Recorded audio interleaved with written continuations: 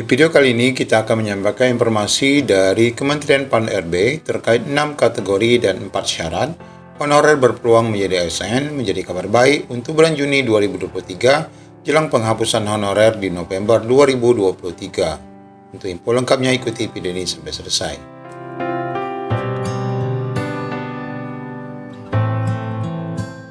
Informasi yang kita dapatkan dari Tribun ini menyebutkan daftar tenaga honorer yang memiliki peluang jadi ASN P3K ada 6 golongan atau kategori.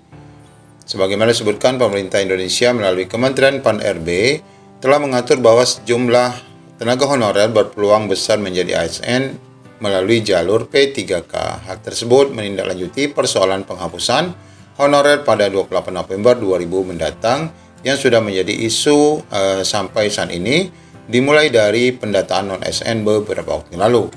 Penghapusan tenaga honorer dilakukan untuk menindaklanjuti perintah Presiden Jokowi agar segera memutuskan dan mencari solusi masa depan tenaga non-ASN. Salah satu solusi yang diterapkan PAN-RB adalah menghindari pemutusan ataupun PHK bagi tenaga honorer. Ini baik sekali agar jasa rekan-rekan honorer tidak sia-sia. Kemudian menindaklanjuti terkait dengan Undang-Undang ASN yang sekarang sedang dibahas. Yang terpenting dari solusi yang harus ditemukan yaitu bersifat win-win solution tentunya. Tidak merugikan kedua belah pihak, baik itu pemerintah maupun tenaga honorer. Tak hanya itu, sebanyak 2,3 juta tenaga honorer yang terdaftar di situs resmi PAN-RB saat ini masih dicarikan jalan keluar. Nah, ini adalah data dari tenaga non-ASN pendataan kemarin ya. Sehingga diharapkan Kemenpan RB dapat mengambil keputusan dengan opsi terbaik bagi para honorer. Adapun salah satu kebijakan yang akan diterapkan oleh Kemenpan RB dalam menindaklanjuti nasib tenaga honorer yaitu sejalan dengan regulasi yang berlaku yaitu terkait Undang-Undang ASN yang telah ditetapkan. Salah satunya pemerintah telah mengatur golongan ataupun kategori tenaga honorer yang berpeluang menjadi ASN P3K. Nah, dalam undang-undang tersebut ditegaskan ada 6 golongan ataupun kelompok kategori pegawai pemerintah non-ASN yang berpotensi menjadi ASN P3K. 6 golongan itu adalah sebagai berikut. Yang pertama adalah tenaga pendidikan. Ini sudah tidak kita pungkiri Bapak Ibu. Proses seleksi ASN P3K ini pun sedang berlangsung sampai saat ini. Kemudian kedua adalah tenaga kesehatan, juga kita pahami. Bahkan prosesnya sudah mencapai hampir 100% penyerahan SK di beberapa daerah. Kemudian juga untuk tenaga teknis lainnya. Nah, untuk tenaga teknis lainnya ini masih berproses, namun memang melihat dari beberapa golongan ini diproses secara bertahap, yaitu tenaga honorer penelitian, kemudian tenaga honorer fungsional pertanian, kemudian tenaga honorer fungsional yang di perkantoran, dan tenaga honorer administratif. Ya, ini adalah 6 kategori ataupun golongan yang diprioritaskan untuk menjadi ASN.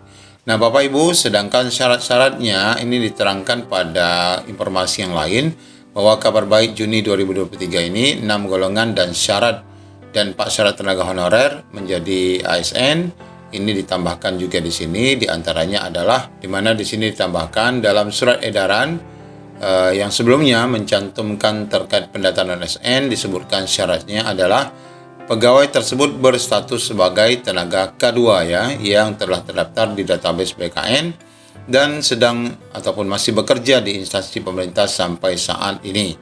Nah, ini adalah syarat pertama, mereka yang sudah masuk dalam kategori THK2. Kemudian yang kedua, syaratnya tenaga honorer tersebut mendapatkan upah gaji dengan pembayaran langsung yang dananya bersumber dari APBN atau APBD, bukan melalui pihak ketiga. Nah, ini kemarin sudah banyak sekali kita bahas berkaitan dengan pendataan non-ASN. Intinya seluruh honorer yang 6 kategori tadi itu harus masuk dalam kelompok syarat pembayaran dari dana APBN maupun APBD dan bukan melalui pihak ketiga. Kemudian tenaga honorer tersebut dipekerjakan atau diangkat paling rendah ya oleh pimpinan unit kerja. Artinya honorer kantor itu bisa. Honorer kantor ataupun honorer yang diangkat oleh pimpinan sekolah yaitu oleh kepala sekolah untuk guru itu diperkenankan. Namun kalau untuk honorer sekolah dia diangkat oleh kepala sekolah namun dibayar dengan dana komite itu tidak diperkenankan. Tapi kalau melalui dana BOS APBN itu masih diperkenankan. Kemudian yang keempat, tenaga honorer memenuhi ketentuan usia paling rendah 21 dan maksimal adalah 56 pada 31 Desember 2021 kemarin ya, pada saat pendataan non-ASN. Nah, ini Bapak Ibu kabar baik terkait rencana kelanjutan pengangkatan honorer menjadi ASN menjelang penghapusan November 2023 mendatang. Semoga saja ada kabar baik lebih lanjut bagi rekan-rekan honorer semuanya. Demikian, Assalamualaikum warahmatullahi wabarakatuh.